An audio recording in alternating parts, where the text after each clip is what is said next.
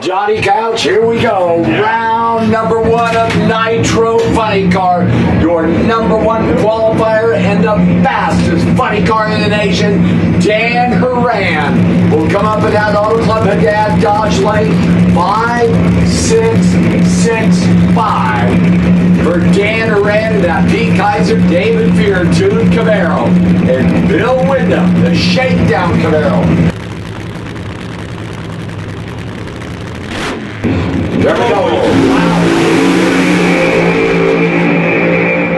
Horan bouncing around down there, top end. 606, 243. Takes out Bill Wyndham, 609, 228. And Horan down there, that was just a weird run for that team.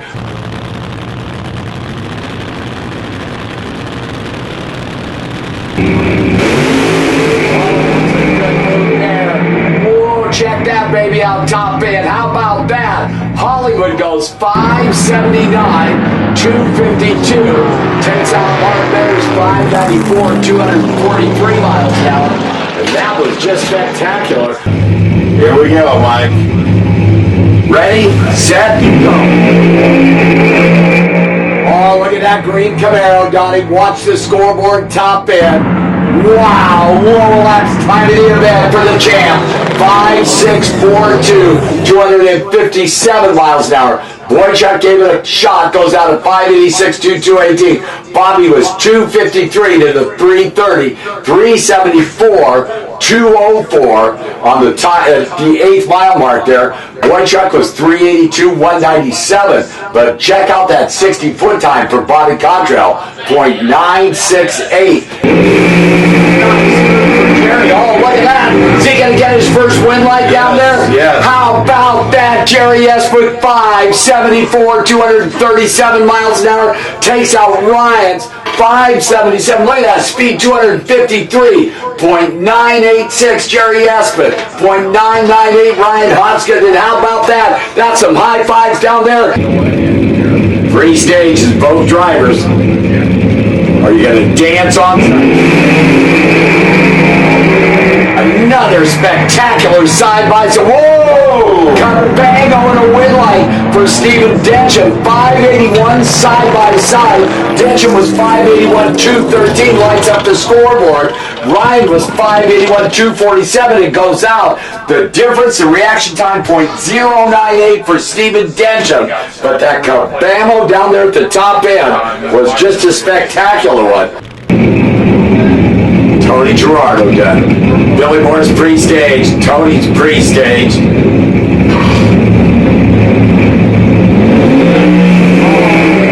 Billy Morris is going to round number 2. Tony left with a red light start. And that number is not correct, I can tell you that. That was a rear wheel start. And that 553 is not the number that came up.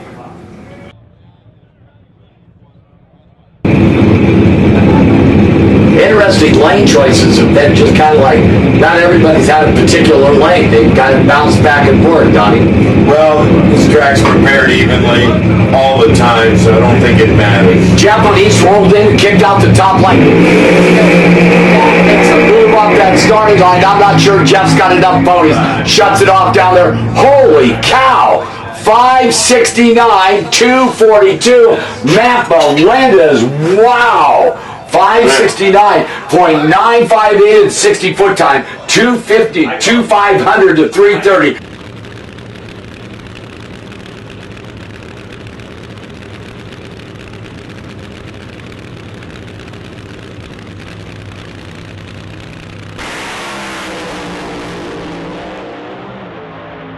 Down there, Donnie, a little bit of whisk smoke out of Brad, and 580, 252 miles an hour. That new bullet's pretty quick. Brad gave it a shot at 591, shutting it off to 205.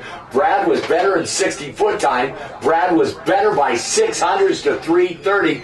Brad was better by 600s to the 8th mile, and then that motor started going away down there, and Jeff Horan gets around it. Matt Melendez, Chris Crable, going to start us off here in round number 2. Yeah, Chris Crable talking about Rick Akers and get some help from Del Worsham and Wally Giavia. Wally Giavia, for a number of years, drove that G-Man funny car up there in the Northwest. Chris, based out of Kent, Washington. Matt? This is a new team, basically. Absolutely. They've all teamed up and got some great numbers.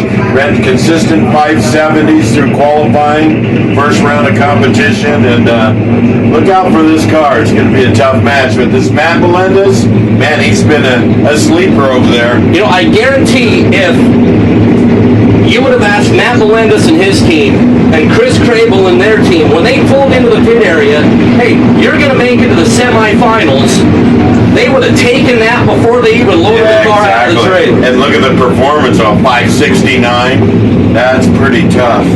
So Matt Melendez went 575 in qualifying to be in the number 7 spot. Chris Crable was your number 2 qualifier, 567. In the previous round, we talked about it earlier, Matt Melendez went 569, Crable went 579. So round 1 performance, give it to the Melendez team. On qualifying, give it to Crable's team. But on the starting line, both lanes are spectacular.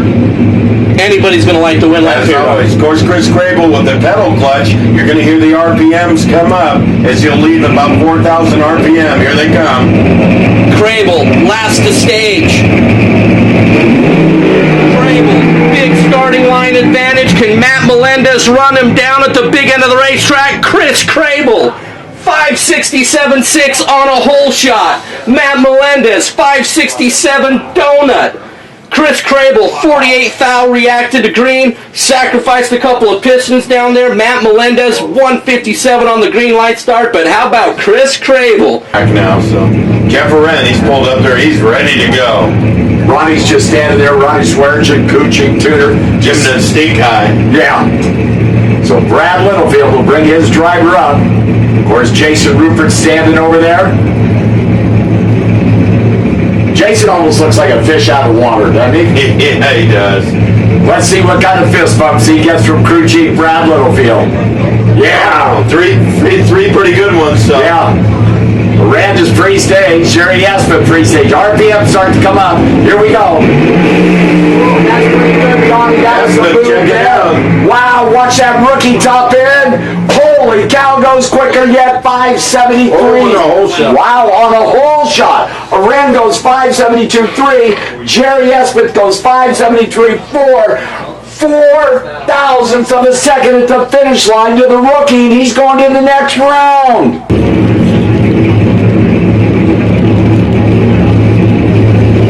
To race Jerry Espen next round, who will it be?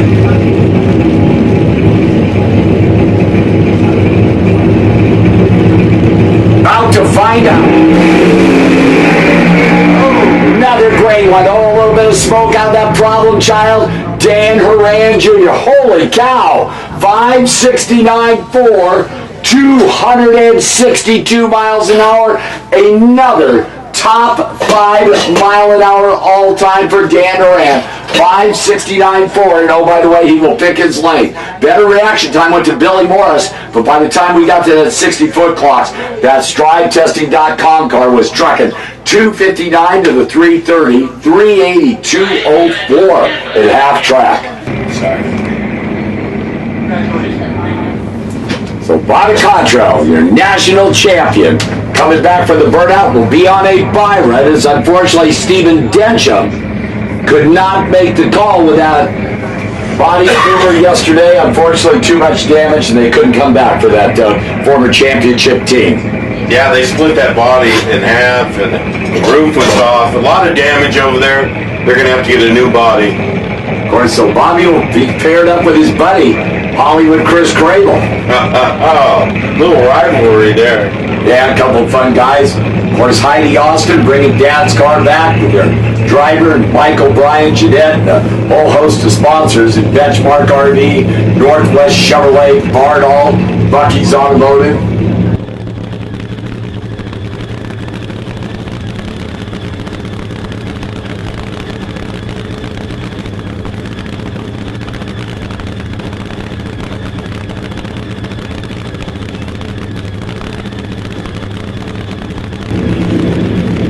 Well, Donnie, if you're the crew chief like Bucky Austin is, You're going to go for it.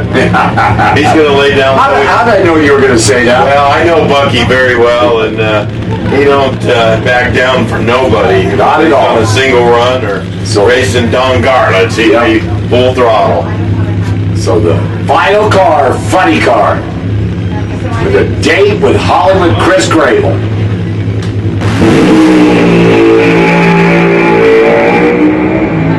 Not bad at all, a little bit of smoke. 588-201, shut it down. 588-201, and Bobby will pick his lane.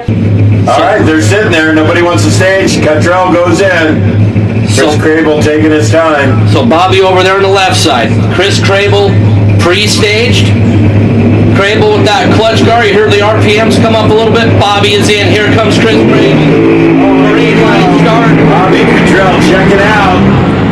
There goes Bobby. 5.66.1, 256 for Bobby Cottrell and the Austin O'Brien team, and your defending champion will run for the trophy yet again there, Donnie Couch. Wow, great job by that Austin and O'Brien team out there. Really putting up a statement of who's the king out there. Yep. 566, 256 out there. Of course, Chris Crable looked like he lost some traction out in the middle and was fighting it, and only coming up with a 659 at 150 miles an hour.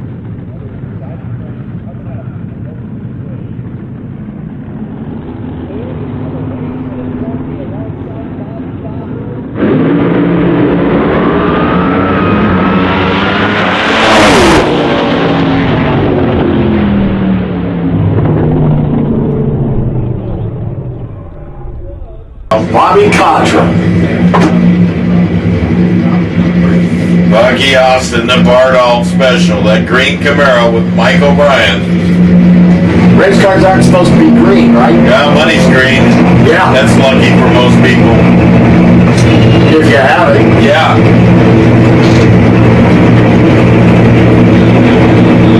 Man, that car's cackling over there, both of them. This one over here doesn't sound too bad either. No.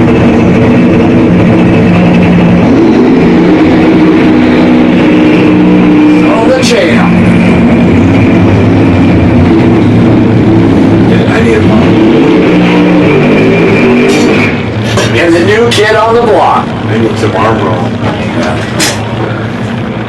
For the March Beat Trophy, the Good Vibrations Motorsports March Beat presented by Lucas Oil.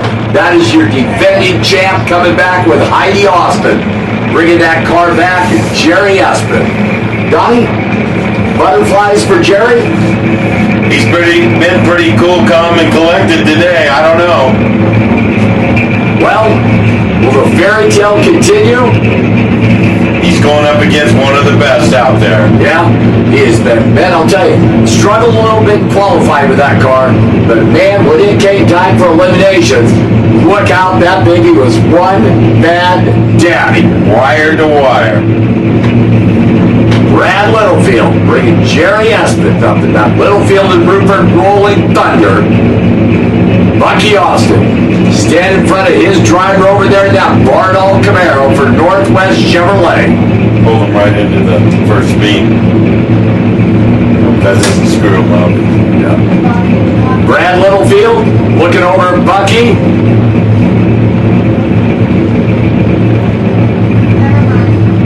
For the trophy.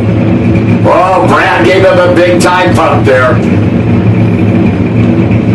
Free stage. The RPMs will start to come up on that Littlefield and Rupert car. Wow, Bobby made a move there. Hang on there, Jerry Espin. That fairy tale ends. 571, 249, and your national champion. Bobby Cottrell starts off the title defense in a big way.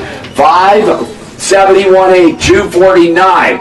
Reaction time advantage went to Jerry by 200, but Bobby was 977 and 60 foot time, 256 to 333, 78, 203 to the half track there, and the truck down through there, 571, 249. Jerry made a good move, then started spinning the tires. He'll coast through an 895.9. Bobby, you won the March meet. How does it feel? It feels great, man. I mean, it's a great start to the season, obviously. I just can't thank Bucky and Mike and all the team enough, man. It's just it's like kind of cliche, like I said before, but it's like a dream come true, so we're happy.